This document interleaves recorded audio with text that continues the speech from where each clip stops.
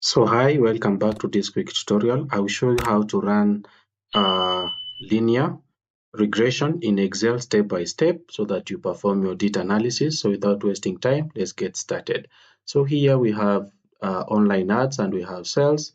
And let's say, for example, we want to find if there is any relationship between online ads and sales. What you'll do is you perform what we call linear regression to get the difference. So for that, we will highlight the whole data. We just click on any data on the table, then Control A, then go to the Insert tab. Then we'll go to this scatter plot.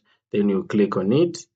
Then we select this button. Then you can see we have this type of table here. We have the ads on this x-axis and we have the revenues on the y-axis. Then we can just remove the grid lines like this. Click on them, then we remove them. Then here we can add the trend line. We just use this plus sign. You click on it, then you come down here, you check that.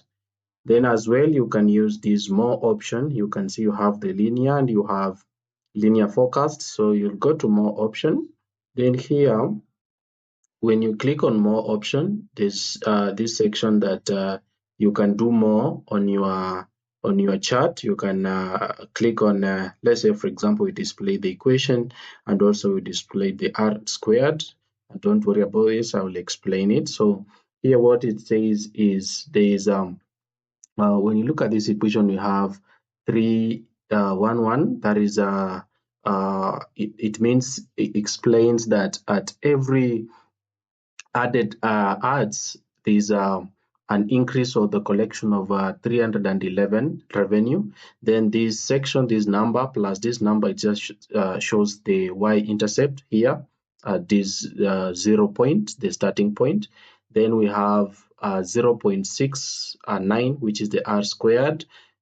It shows the percentage at which all the revenue variance can be compared. So that is how you can perform linear regression in Excel step by step. So if you found this video helpful, please make sure you like it and you subscribe and you share with your friends. Thank you for watching. See you in the next video.